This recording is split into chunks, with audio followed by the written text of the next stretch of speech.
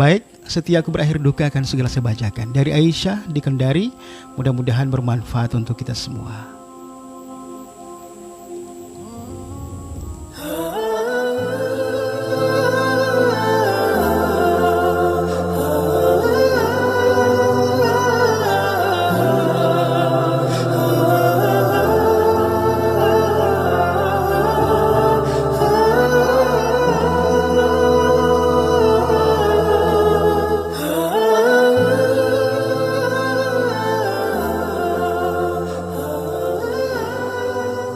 Assalamualaikum warahmatullahi wabarakatuh.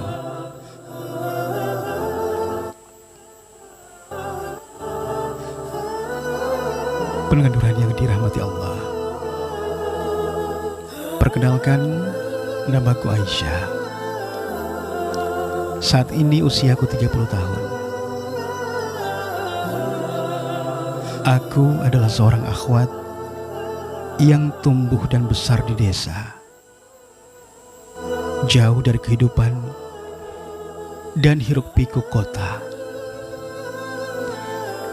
Sebagai gadis desa, aku tumbuh dengan sangat terjaga dan sangat menjaga pergaulan terhadap ajnabi sejak kecil. Menginjak SMA, aku mulai menjejakkan kaki di kota. Walau begitu, di sanalah aku mulai mengenal dunia dakwah dan tarbiyah yang insya Allah di atas jalan para salafus soleh. Di usia 17 tahun aku telah memegang beberapa liqo tarbiyah dan mengisi di berbagai ta'lim akhwat. Hingga menginjak dunia kampus, aku semakin aktif di berbagai kegiatan dakwah. Aku tumbuh menjadi akhwat yang sangat menjaga pergaulan dan menggenggam erat visi dan misi hidup, di mana dakwah adalah nafas dalam hidupku. Pemirsa, alhamdulillah, Allah memberkahiku keluarga yang Masya Allah. Ayah yang semasa hidupnya adalah seorang ustadz di desa kami. Setelah ia wafat saat aku kecil, dia berhasil membentuk anak-anaknya menjadi anak yang soleh dan soleha. Kami, alhamdulillah, adalah anak-anak yang memegang teguh hidup Islami sesuai dengan Al-Quran dan Sunnah. Hingga jadilah aku anak yang tumbuh sangat terjaga dari segala kebusukan dunia hingga aku dewasa. Satu persatu kakak-kakakku menikah dan hidup bahagia dengan suami atau istri mereka yang juga Masya Allah diberkahi anak-anak yang luar biasa. Dan hingga tiba masaku,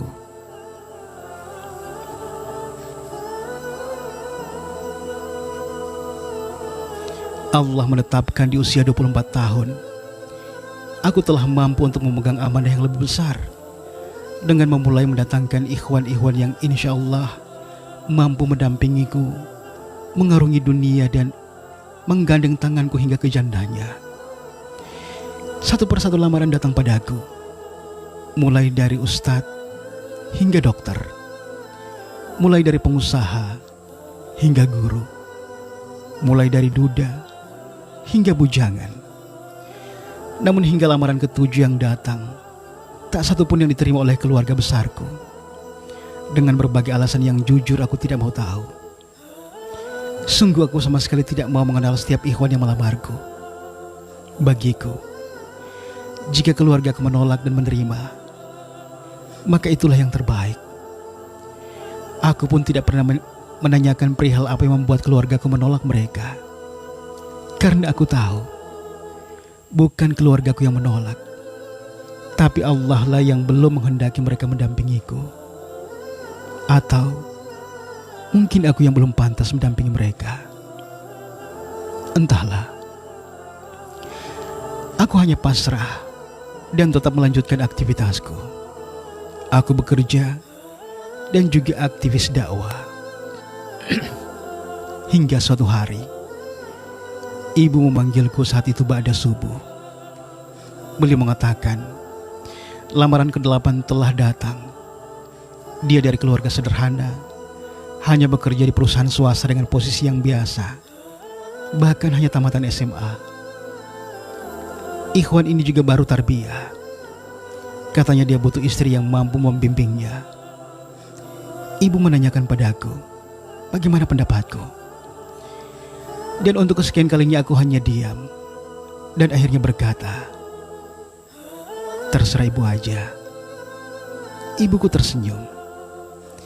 Istikharah dulu ya nak. Dan aku mengangguk.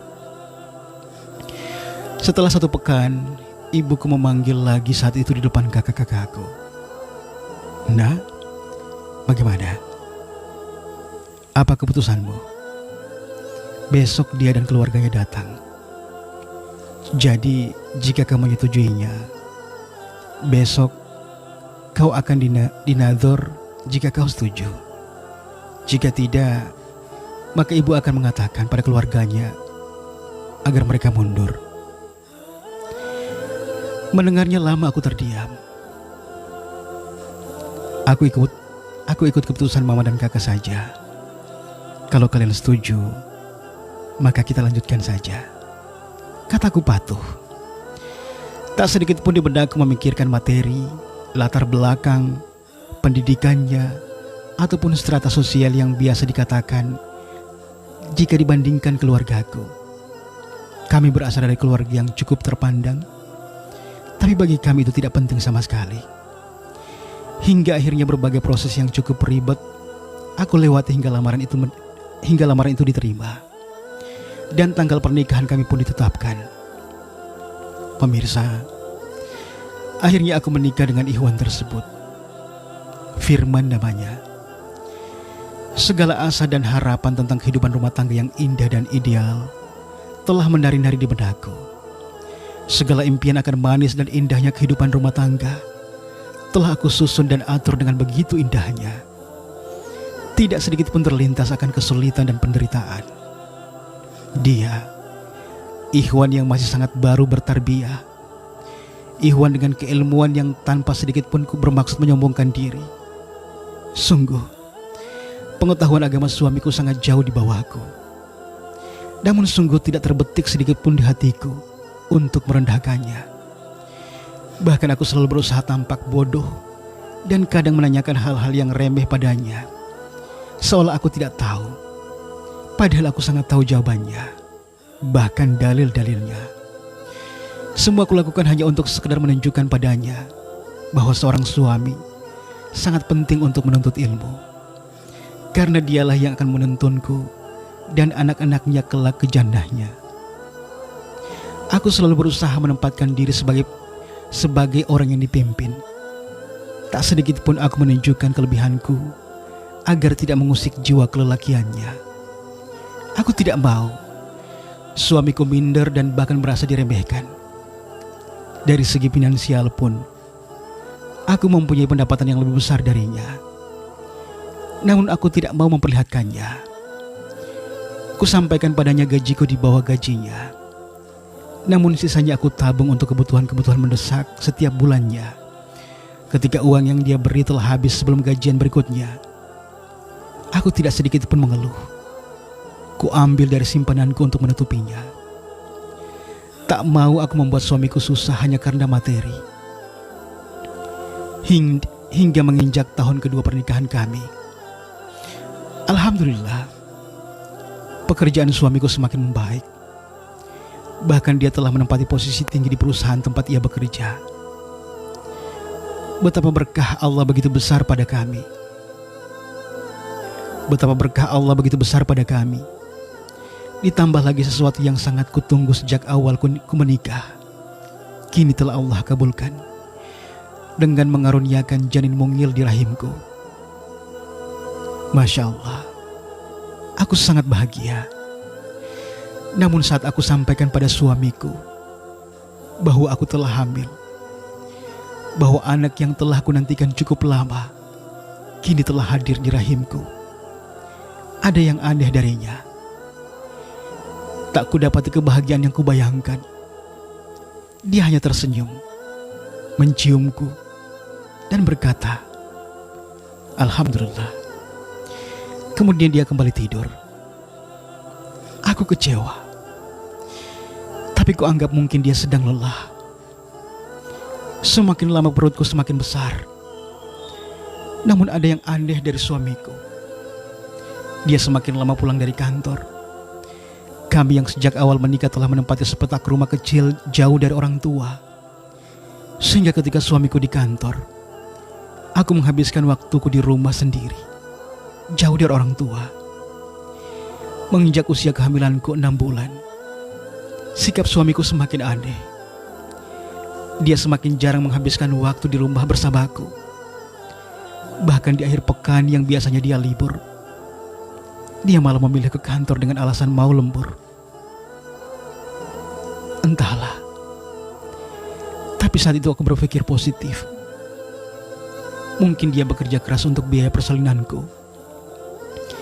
Setiap berpikir begitu, aku kembali tenang. Namun sikapnya yang uring-uringan, pemarah dan makin pendiam, semakin membuatku tak nyaman. Berkali-kali aku berpikir, apa yang membuat suamiku berubah? Apa karena sekarang aku sangat gemuk? Karena selama hamil, berat badanku naik lebih 10 kilogram, sehingga penampilanku tidak nyaman di matanya. Atau dia punya masalah? Atau aku punya kesalahan yang tidak aku ketahui?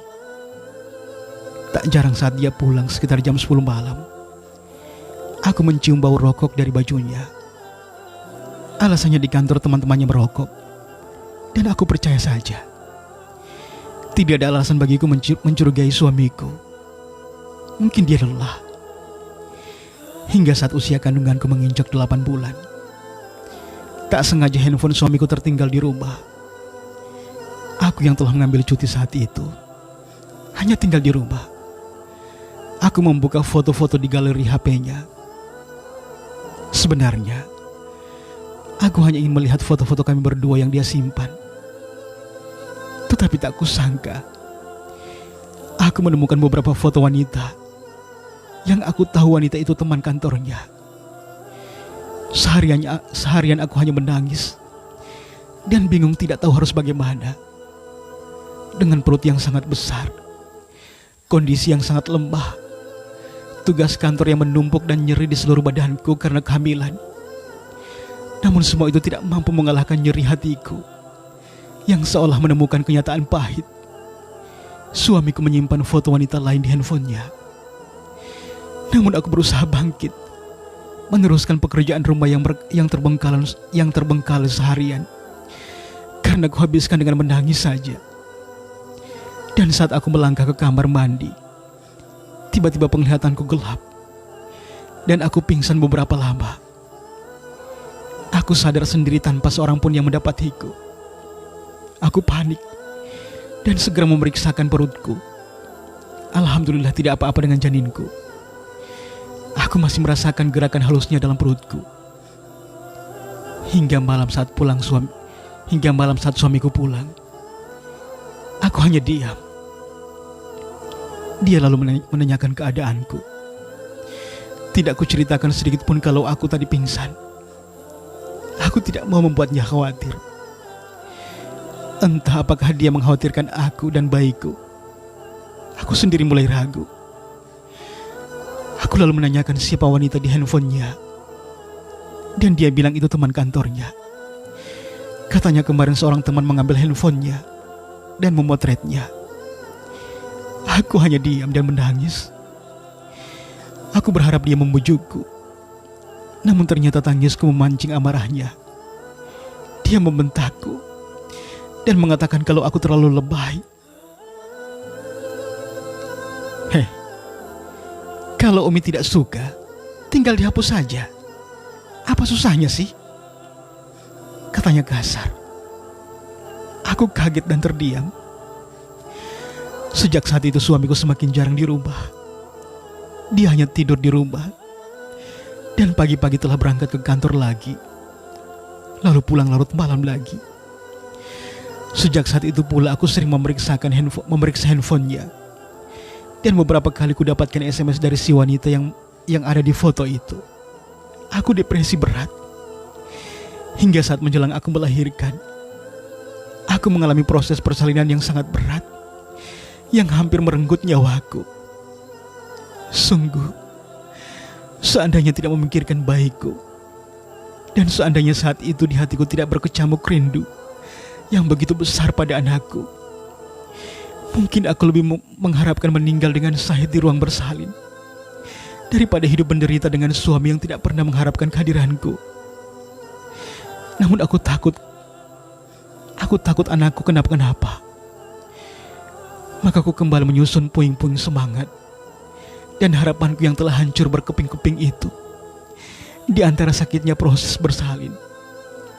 Saat semua keluargaku telah berkumpul, suamiku tidak kunjung datang hingga tengah malam. Aku melalui sakit yang amat sangat, hingga dokter menyatakan aku kritis dan harus segera dioperasi. Alhamdulillah, tepat tengah malam aku telah disesar. Anakku sehat dan sangat tampan. Saat pertama aku membuka mata, kulihat wajah kakakku di belakangnya.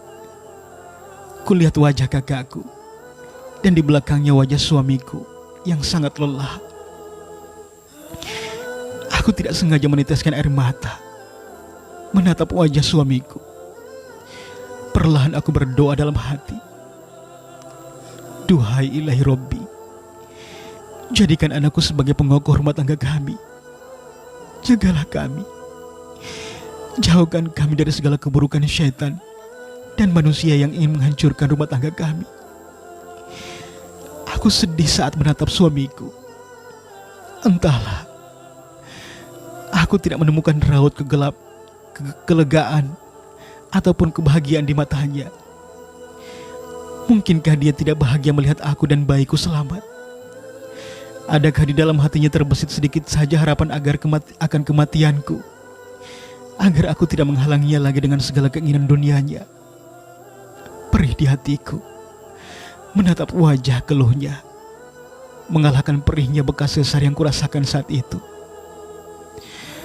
Pemirsa, hari-hari terus berlalu. Suamiku semakin menampakkan sikap buruknya. Dia tidak pernah lagi ikut tarbiyah sejak lama. Bahkan salatnya pun tidak pernah lagi di masjid. Entah apa selama dia di luar rumah, dia masih sholat atau tidak, hanya Allah yang tahu. Entah apa yang menyebabkan dia semakin membenciku. Hingga usia anak kami menginjak 7 bulan, dia semakin aneh dan berperangai buruk. Pergi pagi, pulang bahkan hingga jam 1 malam. Bahkan kadang dia tidak pulang. Aku tidak mau menceritakan hal ini pada keluargaku. Aku takut ini akan menjadi beban bagi orang tuaku dan kakak-kakakku. Aku hanya bisa menangis dan menghabiskan waktu dengan bekerja dan mengurus anakku. Setiap malam kuhabiskan dengan tahajud dan memohon hidayah untuk suamiku. Ya Rob, gerangan rencana apa yang ingin kau berikan padaku? Rintihku di setiap sujudku. Ya Allah, jika semua cobaanmu ini kau berikan untuk menguji cintaku padamu, kumohon berikan padaku kesabaran dan keteguhan. Aku tak akan meminta kau meringankan ujianmu, tapi kumohon, berilah padaku pundak yang kokoh, yang mampu membuatku bertahan, dan lapangkanlah dadaku agar aku dapat bersabar. Ya Rob, jadikan ujian ini sebagai wasilahku untuk dekat dengan dirimu, dan tunjukilah jalan hidayah pada suamiku. Selamatkanlah kami dari perihnya api neraka. Selalu mengulang doaku tak henti-henti, namun Allah belum menghendaki untuk mengijabah doaku. Hingga pada saat usia anakku 10 bulan, tak sengaja saat suamiku mandi sebelum ke kantor, handphonenya bunyi. Ada SMS yang masuk. Aku dengan gemetar membuka handphone yang belakangan ini dia kunci dengan password. Namun semalam aku tidak sengaja melihatnya saat membukanya. Dengan tangan gemetar aku membuka SMS itu. Dan ya Allah, kutemukan SMS mesra suamiku dengan wanita itu lagi. Duniaku serasa runtuh. Aku terduduk, gemetar. Aku menangis. Inikah jawaban dari doa-doaku? Adakah ini pertanda bahwa penyebab kehancuran kebahagiaan kami adalah karena wanita ini? Adakah Allah berkehendak menjawab doaku hari ini dengan jalan yang tidak kukehendaki? Dan saat suamiku selesai mandi, dia mendapatiku menangis dengan handphonenya di tanganku. Dengan sangat marah dia merebut handphonenya.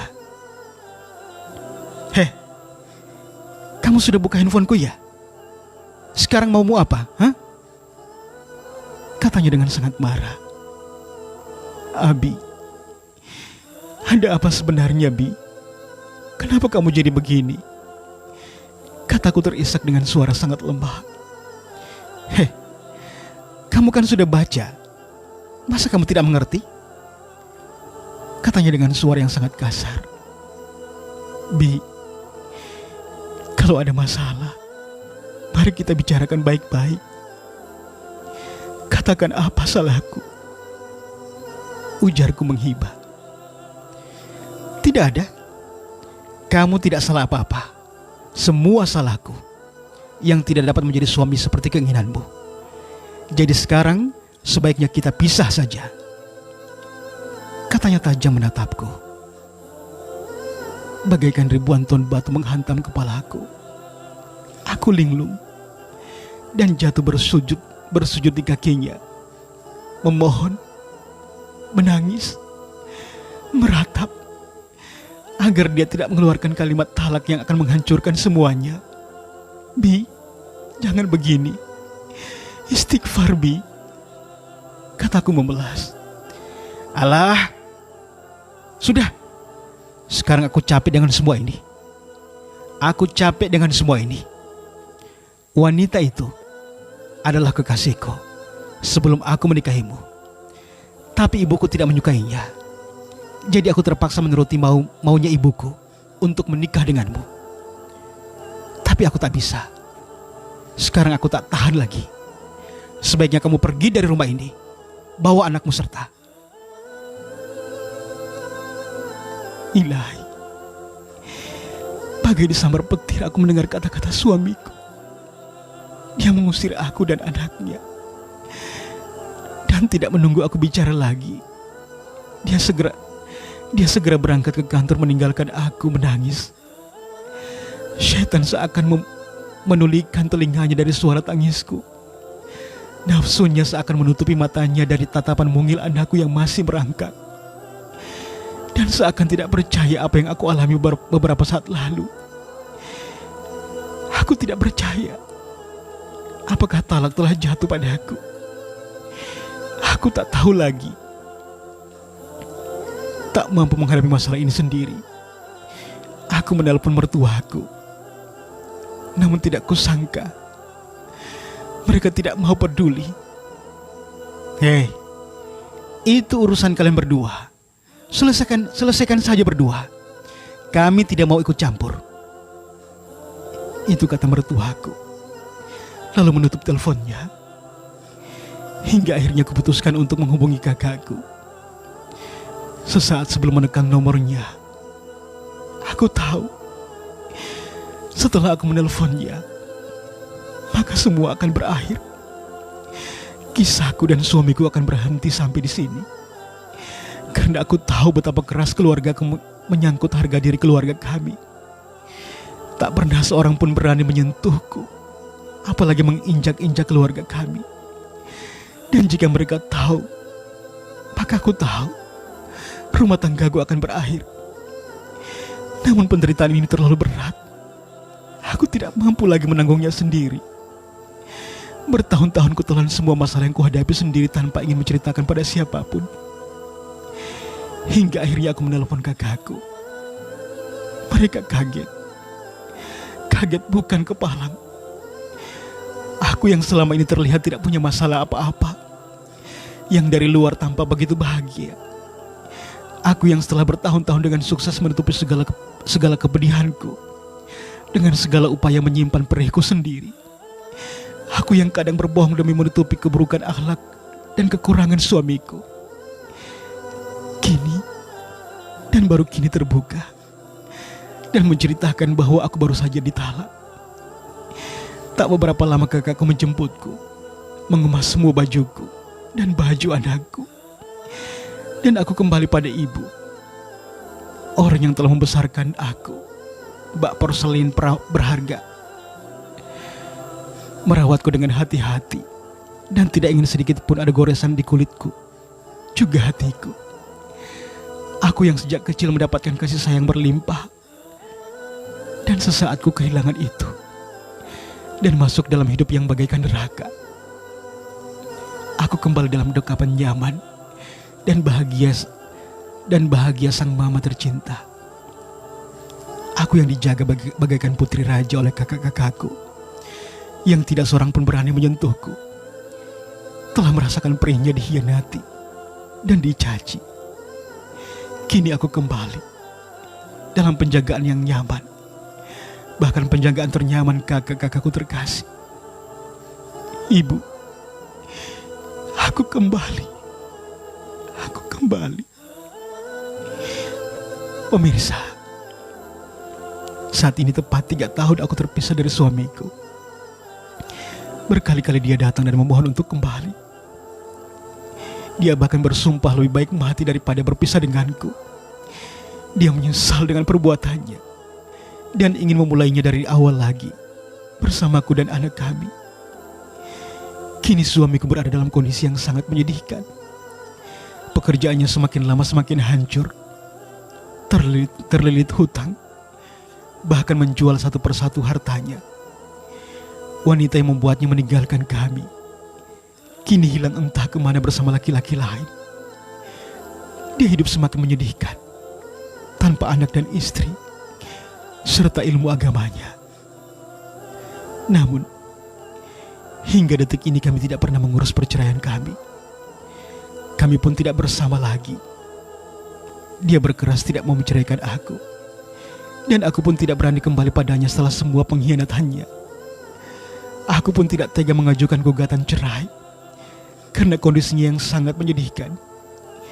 Dia bahkan mengancam lebih baik mati jika aku menggugat cerai dia. Aku tidak tahu harus bagaimana. Kepercayaanku padanya dan mungkin pada semua laki-laki tak tersisa lagi. Yang tersisa hanya harapan. Adakah kiranya Allah sudi menitipkan keimanan dan hidayahnya lagi padanya, yang dapat membuatku yakin untuk kembali padanya, yang dapat membuatku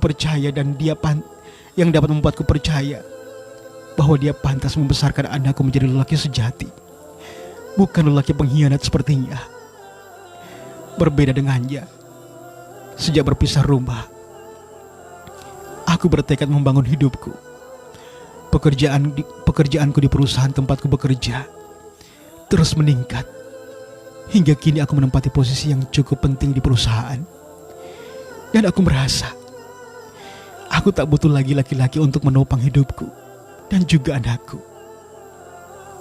Pemirsa, setelah mendengar kisahku, sudikah kiranya kalian memberikan nasihat padaku? Aku harus bagaimana? Dan mohon doa kalian pada kami. Semoga kisahku dapat memberi pelajaran pada semua yang mendengarkan. Barakallahu fikum. Assalamualaikum warahmatullahi wabarakatuh.